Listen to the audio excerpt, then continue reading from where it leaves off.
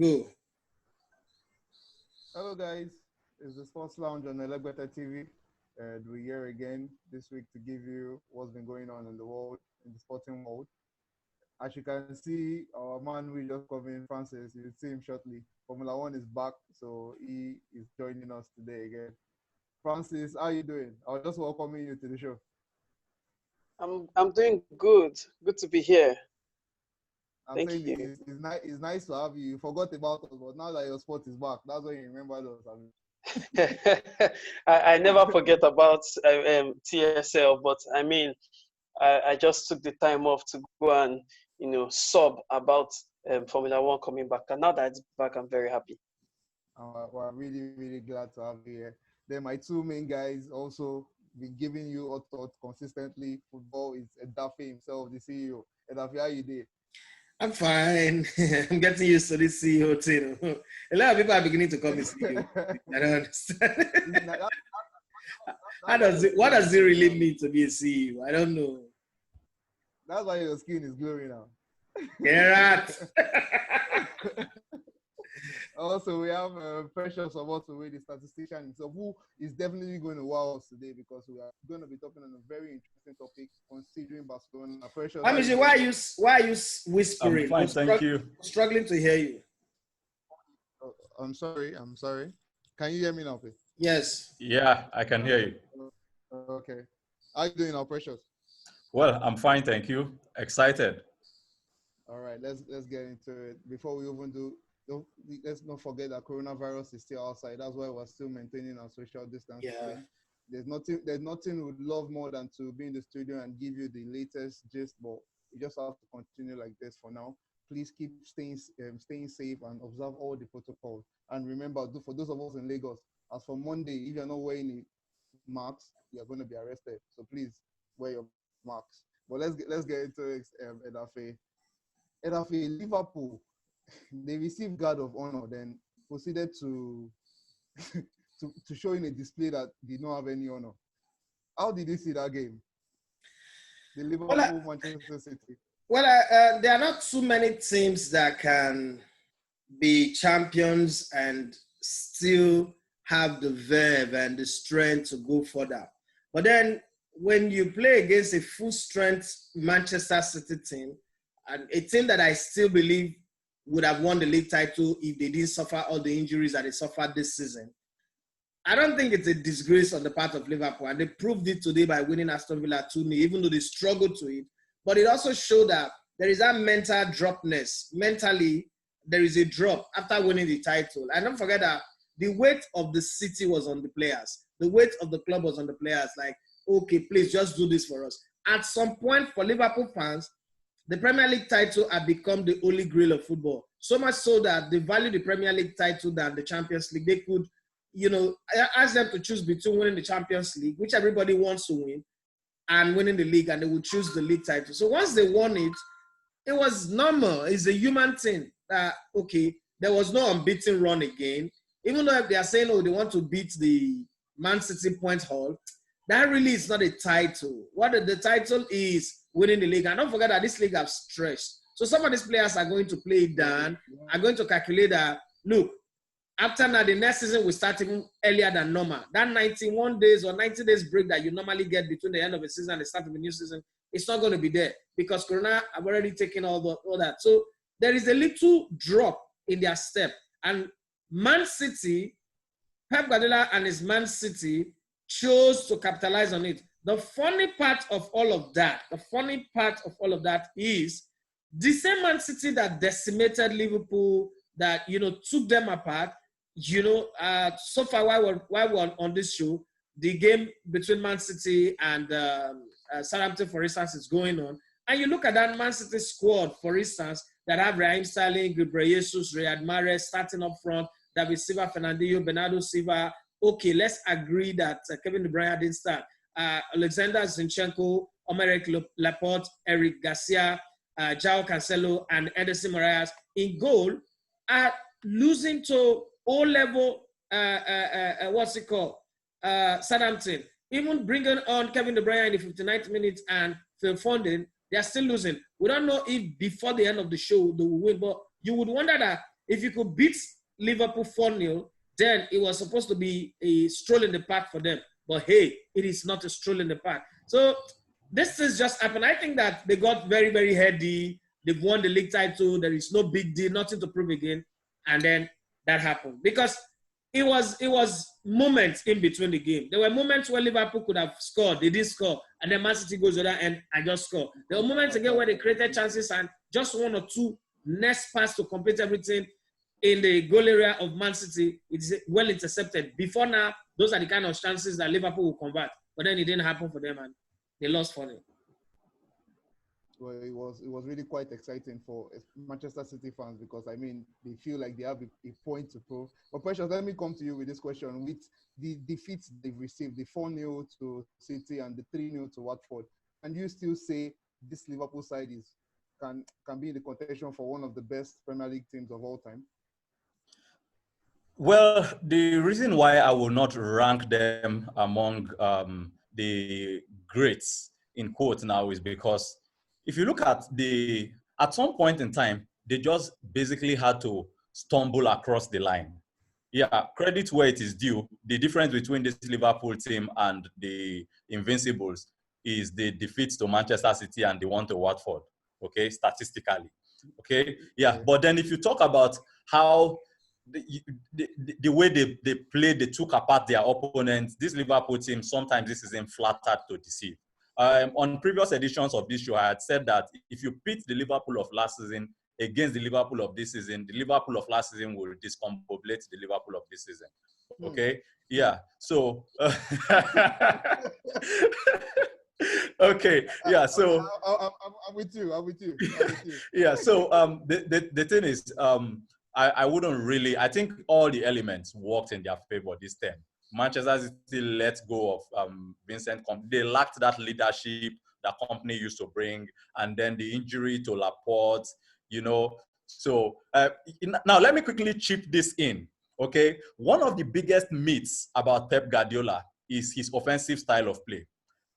I found out in the course of preparing for this show that Pep Guardiola has spent more money buying defenders than buying strikers. Yeah. So that tells you how important his backline is to him.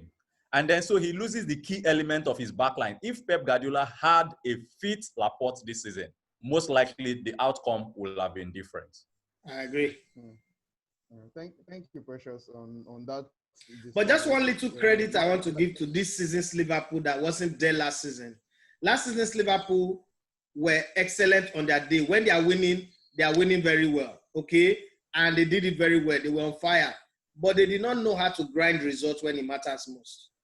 This Liverpool of this season, I think they went to the Sir Alex Ferguson's copybook and go and copy how to grind results. Because in the game against Aston Villa, not the one for today, the game against Aston Villa, Leicester City, Sheffield United, Wolverhampton Wanderers, they grind results even when it seems like they were not going to win, even though VAR helped them somewhere, but they grind results. The hallmark of a great champions team is to grind results. The team that Arsenal took that went unbeaten, I don't think I like that team compared to the team that won the title in 98. You know, that team that won the title in 98, that had Anelka in it, for me was one of the best Arsenal team. But the one that went unbeaten, I mean, I think they had 12 draws in that season.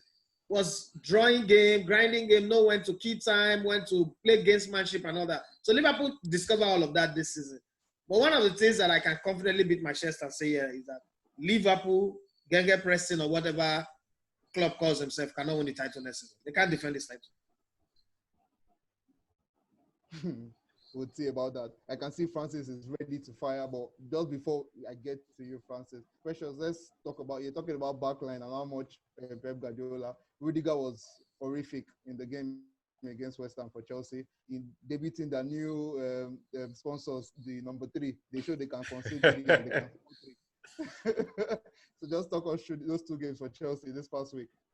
Yeah, for those 2 games, it showed those 2 games were real graph of Chelsea's season so far. Play exceptionally again. Let's take it back to Man City, remember. Play exceptionally well against Manchester City. Lose inexplicably to West Ham. West Ham defeated Chelsea with just 3 players.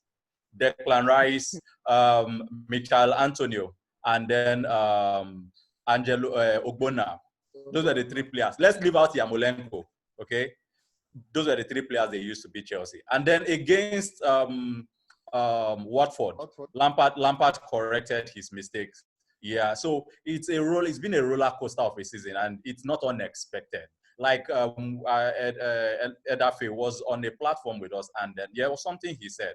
He said if you had given a lot of us Chelsea fans the opportunity to choose where we would want to be at this stage of the season, fourth position would be a dream position for us. Yeah, so there is no need hitting the team too hard.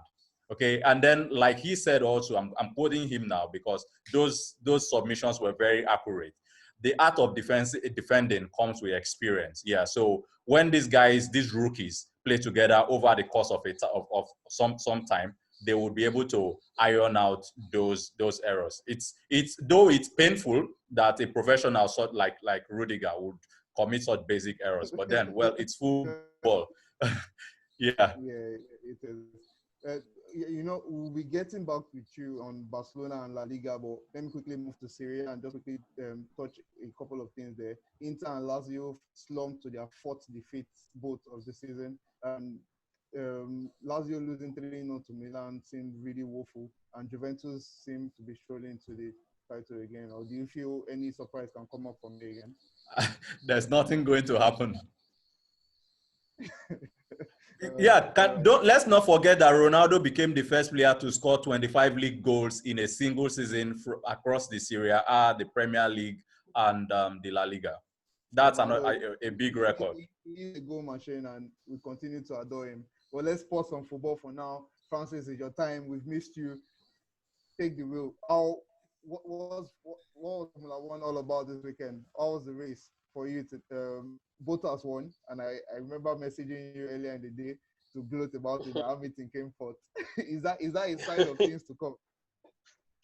Well, let's not forget that we were here last season. At some point last season, this same thing played out, and Hamilton still won the championship. But we can't rule that. Hamilton he just scored 12 points, so he's just 13 points behind the leader right now, and that's really not substantial enough to say it's a sign of things to come. Yeah. Exactly, it's not the status quo. But however, I said something at the end of last season.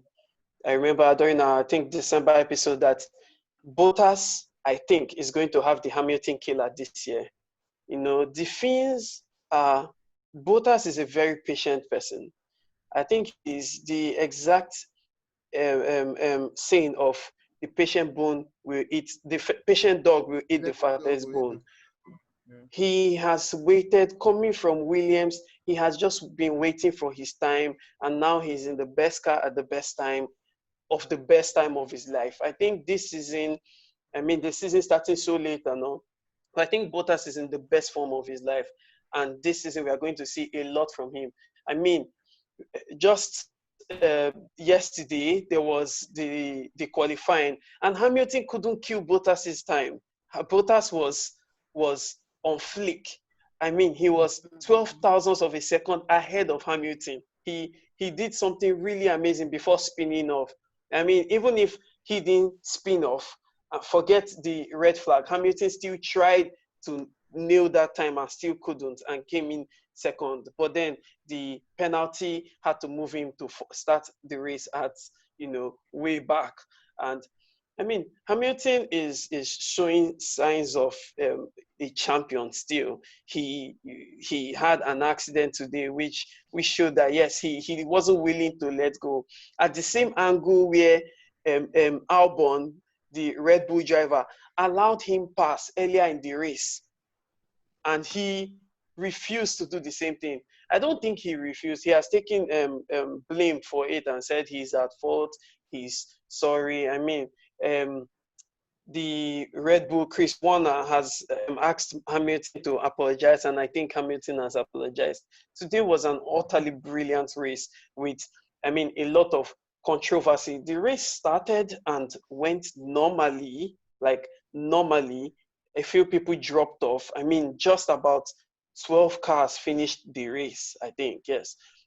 But if the race was normal until the 57th lap, where out of 71 laps, where there was an accident, and then there was a safety car, which Mercedes would have gone, they would have pitted to change their tires, but they didn't, and Albon did, and that was where Hamilton was done for. So I mean, it was a very good race. Albon showed, Red Bull showed again that their strategy is not just in changing 4 tires all at the same time in record time, 1.87 seconds. They also showed that, we can think outside the box and try to. I mean, before that accident, Albon was going to win that race. Albon would have killed Hamilton on track and destroyed Bottas up ahead. But I think Hamilton just took one shot for the team right there. I think you people should be used to it in football, where one person will take yellow card and, one for the team, one for the team. But, in Formula One, we have ours, and it's more dangerous, to say the least. So, I mean. Well, I'm glad you mentioned that. Bottas tried a new system that worked for him, but Mercedes tried one, but Red Bull were contesting it. What's that new system about that Mercedes tried? Okay, so the DAS, the Mercedes DAS. So the DAS is the dual axis steering system. Now it's quite new, and I mean, as I have always said to the rest of the team and the rest of the whole world, why Formula One is the most important sport there is. This system I have mentioned to you today, that you have heard from me today, you will use it in your cars very soon. So, however, That's okay, yeah. So the DAS is a toe changing system. So for the front wheels of the car, there's a way I've explained how temperature helps the braking and the tires to maximize traction and reduce tear and wear, and that's what the DAS does. So you notice that it's quite new. When the driver is driving, he pulls the steering towards him and pulls it out. It's something we are still trying to understand, but I think pulling the steering towards him pulls the tires together, puts them parallel, so keeping that internal heat, because on a straight line you get more heat when you're on curves, but on a straight line the heat tends to burn out, air tends to enter the tires, and there's no traction, there's no friction, so everything cools down. But the way the tires will close up will keep the heat that it has built coming in the tires, and that will keep the car fast, as in keep the car going faster, keep the traction, make everything so much better. And I mean, Red Bull is contesting it on two reasons. It's either they have a similar system that they would love to try themselves, and if FIA says, no, this system is legal, you can go ahead, they will bring out theirs. Or they know that they cannot develop this system in record time to join this race, this season, and they would lose out. And so they are contesting it for it to be banned, so that we can all have an equal playing field. But Mercedes has come again to show us why they are not just the best engine manufacturers, but the best car manufacturers in the world, outthinking other car manufacturers to produce a system that can keep heat in the tires of a running car, and keep the car, give it more traction, more speed, more grip to the ground, and keep it, shooting like a bullet. Francis, let me ask, yes, for a regular car driver now. Does Mm-hmm. that heat not also means that our regular tire can explode anytime? No, it doesn't. It doesn't. So I think there's a way heat has, I'm not a science guy, but from contemporary knowledge, I think there's a way heat in the rubber would have something to do with I don't know what they call the paved ground. Is it Corota? I don't know. But the paved ground on the express, third road, before I say, but the paved road. So there's a way it keeps it makes the tire stick to it. And that is the difference. In our regular cars, we don't get that much heat. because we don't move at those speeds. At a point today in the race, I was watching the race with a friend and I told him, did you see the screen? On the screen, they were showing Bottas traveling and then they were showing the speedometer of the car. And I told my friend, did you see how fast he's passing these corners? 261 kilometers per second. If you do that on this, on an arrow straight road in Nigeria, you will be looked at as mad and you want to just go and see your God in record time. But in Formula One, that's quite normal. If you move slower than that, you're in trouble. So I don't know if I've answered your question. Yes, you have. Yes, you have. Thank you very much. Okay. Thanks, Francis. All That right. was quite educative. But before we leave Formula One, there was something I noticed from the race as well. Force India, they seem to have something up their sleeve. Yes. Yes. So Force India has come up with something really, it's now people are no more calling them, racing points, because Force India, it's now Force India, well, racing points. People are now calling them chasing points because it seems like they are beginning to chase Mercedes. The suspension of the car is Mercedes. The axle in the car is Mercedes. The engine in the car is Mercedes. And the car itself is the exact replica of the championship Mercedes car from last season.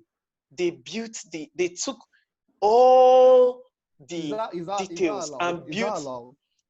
It shouldn't be allowed. That's what if Racing Point really does well this season, somebody, I'm sure, Red Bull is like, they're like the lawyers in your class. They're like the people that, they're like the, yes, they don't want anyone to outdo them. So I'm sure if they do well, Red Bull is going to come for them. And it shouldn't be, I mean, the team that they are imitating is supposed to be the team to red flag it, but they are using a lot of equipment from that team. So that team might not talk about the issue, but they took the exact replica of the car. And you would see that up until the 65th lap or so, Perez, the Racing Point Force India driver, was 4th place or even was 3rd place. I'm sure it's because he had wears in his tires. That's why he couldn't keep the position. He had to finish down at 5th. Yes.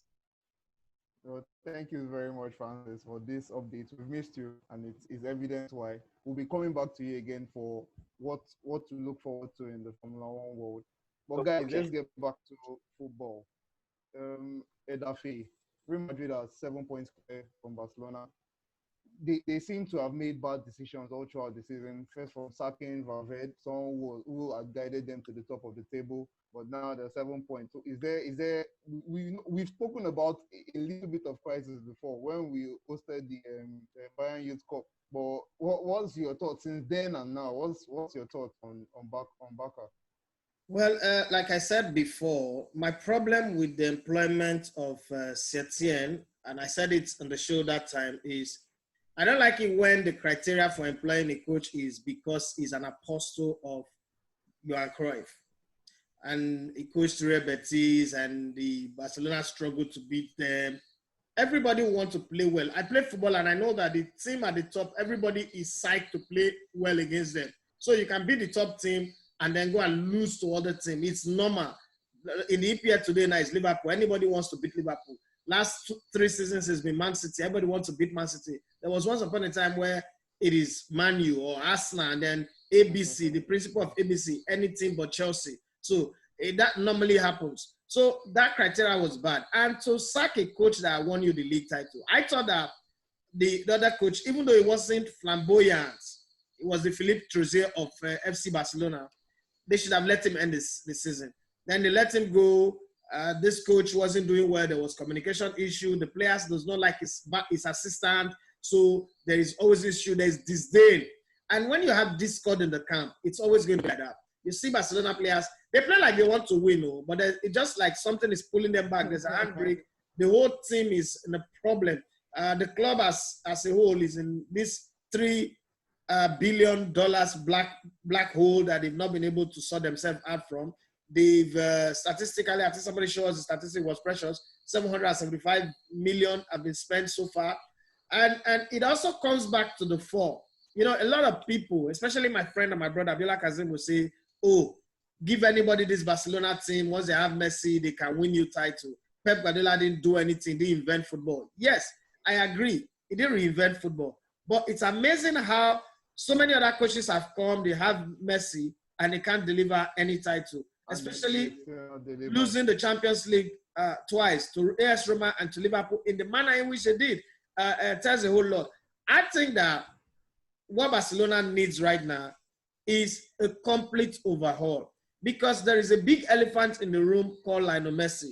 Coaches need to come in and create a system that fits Messi. All of these players are coming, not like not like they are bad, but they also need to come in and play with and for Messi as well as play for Barcelona. So it's kind of like very, very difficult. I think what Real Madrid have done is very excellent, very, very, nice to copy. They let Cristiano Ronaldo go at the very right time. This title that they want to win now is one of the worst titles Real Madrid would have won. Now, if you go back to 1997, is it 2007 and 1997 when they sacked Fabio Capello on both occasions for winning the league and they said it wasn't exciting, you're going to tell yourself that team, those two teams that won the title in 97 and 2007 were a lot more better than this one. But truth be told, it's Barcelona who had not played well and Atletico Madrid who were rebuilding that's making it possible for Real Madrid to win this title. So what will happen is at the end of next season, at the start of next season, if they're not able to bring in Neymar to reignite the team and bring in some verve and some life and some speed and some, kind of directness and excitement to the new camp, they should find a way to part ways with Lionel Messi. Where would he go? I don't know. Definitely not this Man City because he can't come to Man City and become an overlord. He's going to come to Man City and be under Kevin De Bruyne, Kun Aguero, and the rest of them. And if he can't take that because he's not known how to live under the shadow of people for a very long time, then he should go somewhere else where you just stroll and earn the money, maybe like Saudi Arabia, Qatar, MLS. Or Arsenal. Which Arsenal? Nah, Messi is richer than Arsenal now. Really? Messi cannot come to Arsenal. But anyway, Precious. I think we lost Bamiji. Okay, so maybe we would have to continue our conversation until he comes back. I think, Precious, there's something you wanted to talk to us statistically on fronts. So let's leave that to you. Okay, so I'm going to be taking a cue from what you have just said about Barcelona. Now, from the year 2000, 2001, Barcelona is currently sitting, in terms of transfer spending, Barcelona currently sits third on the list in the entire Europe. The only teams that are above them on that table are Real Madrid and Chelsea. Barcelona have spent 2.06 billion euros from year 2000, 2001 till date, right? Now, my interest is actually not that far. My interest is from the year 2008, okay? Now, from 2015 till date, they have spent 775.6 million euros. That's the figure you talked about earlier, okay? 775.6 million euros, okay? But then, from 2008 to 2012, Barcelona had a flourish, and that was the Pep Guardiola era, okay? Yeah. Pep Guardiola at Barcelona spent 341.5 million in 4 seasons and averaged 14 trophies across the 4 seasons. So if we say what's the average of how much Pep Guardiola spent at Barcelona, it was less than 100 million per season and delivered that ridiculous number of trophies, okay? Now, from 2015-2016 till date, Barcelona have only won 13 trophies and have spent 775 million. Now, they also, in fairness to them, gained 688 million euros in transfer. That figure is very flattering because it was inflated by the 222 million euros they received from PSG for Neymar. In replacing Neymar alone, Barcelona spent 270 million euros. That's ridiculous. They signed Felipe Coutinho for 145 and signed Ousmane Dembele for 125. And both players combined have, you can call them flops. I don't know how many seasons we keep making the excuses about injury for Ousmane Dembele, but before you know it, his contract will run out, and then he has not delivered anything for FC Barcelona. Okay, another Nicolas Pepe. Yeah, Pepe's case is still even better because you are seeing Pepe on the pitch. Dembele is. There was a player Inter Milan signed for Jose Mourinho then, Anatovic. Okay, and then prior to a Champions League match, the pressman asked, Jose Mourinho is box office as far as I'm concerned. Yes. Mourinho was complaining about a lack of strikers, and then somebody mentioned Anatovic. Mourinho said Anatovic was not signed for him. Anatovic was signed for the doctors in the lab. Yeah. Yeah. So, because Anatovic spent more time on the treatment table than on the field of play. The same thing is happening with Ousmane Dembele. Barcelona, you remember it took some time before he made his debut. He was signed injured. Yeah. That was a bad transfer decision. And this is something they have, in terms of transfers, they have done over and over again. You want to ask yourself why Barca spent so much money to break the release clause of Antoine Griezmann when they have Lionel Messi, who likes to occupy the same pockets of spaces that Griezmann likes to take up. And Griezmann is not known, Griezmann is a limited player. He's not known to be he's never been a really effective wide player. He's that kind of guy who likes to take up that space behind the center forward. Yeah. Sorry to hold you. Sorry for my light issues. But like Daffy said, Barcelona will still need an overhaul. So yes. That means despite this amount of money, they're still going to spend a whole lot more. When will yes. this start being spoken about? Because when Manchester United sign this player that probably does not fit, the whole world gets on them. But when does Barcelona start getting castigated for this kind of transfer? Wait. Before you answer that, are you speaking like because Manchester United is castigated, Barcelona should be castigated? No. Because that, but the thing is, the English league gets a lot more dominance in terms of headline than any other league. Yes. And the English league, the gold standard is Man United. For La Liga, the gold standard is not FC Barcelona. That's something we must agree on. Real Madrid is the gold standard of the La Liga. Manchester United is the gold standard of the EPL. So your gold standard is always a team that everybody will talk about. But the talk will be in the volume of how they praise you too when you're doing well. That's the same way the volume of your criticism will come. Yeah. All right, you can go on, Precious. Okay, no, come again. No, I was just asking in terms of that. Okay, the overhaul. I put his own view. Yeah. Now it's going to be a very expensive overhaul, and I mean, at the end of this overhaul, they may actually overtake Chelsea and Real Madrid. On when you were off, I mentioned that the only two clubs ahead of Barcelona from 2000 season till date in terms of transfer spend are Chelsea and Real Madrid. Okay, Barcelona spent so much. For the kind of overhaul we are talking about, it's not just going to be an overhaul of the playing personnel on the pitch alone. A lot of things are going to happen. Remember, there's a whole lot going on in terms of the presidency that will be coming up in 2021. There's the talk of, is Xavi going to come in? Xavi has been affiliated with Victor Font, who started as one of the possible successors to the current administration. And then there is also the uncertainty of Victor Font said he wants to name Xavi as sporting director. Okay, so are we looking at Xavi coming in as sporting director or as coach on the field? Xavi has said his dream is to coach FC Barcelona. Okay, there's also the talk of Pep Guardiola coming to rival Zidane because of a truth. If you are going to knock this current Real Madrid led by Zinedine Zidane off their perch, you can't bring a rookie coach to come and do that job. It has to be a coach, a seasoned manager who is not new to this kind of rivalry. I mean, Pep Guardiola dealt with peak Jose Mourinho.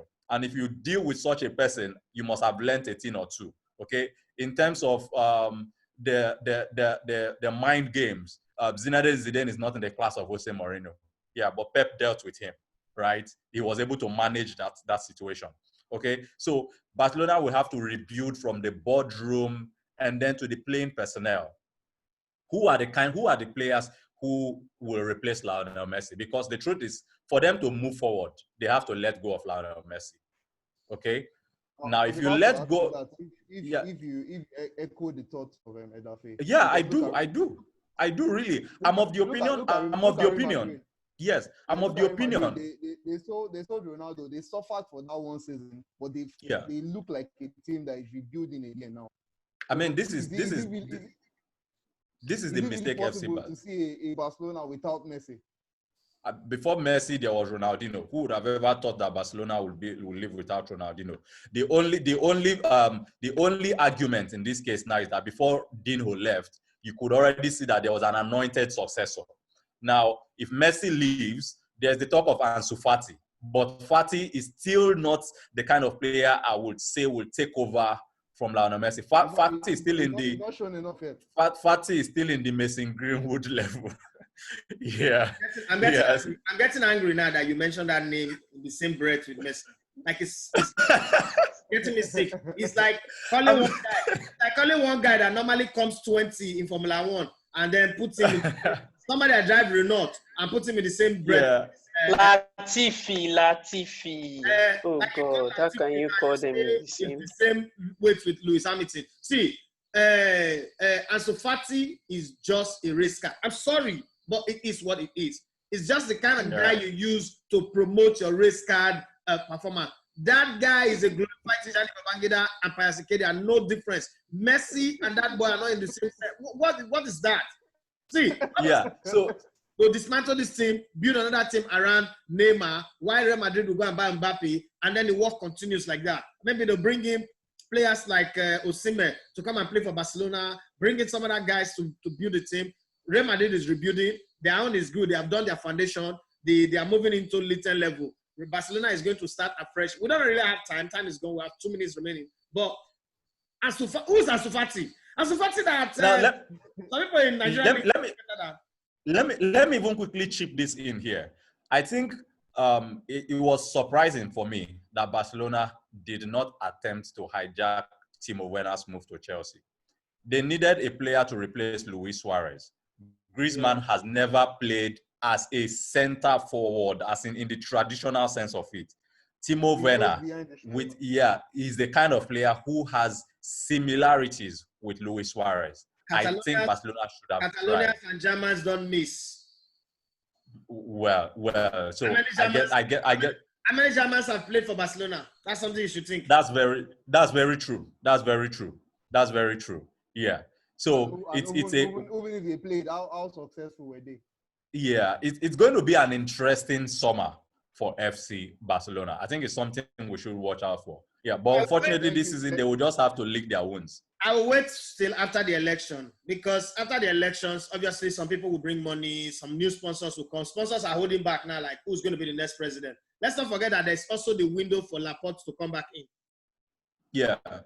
If Laporte comes back in, we'll bring Pep Guardiola. Sure. Well, thank you so very much, guys, on that very interesting topic. Like Edafe said, we have very short time left. Francis, quickly, what do we have coming up? 5 seconds. Quickly.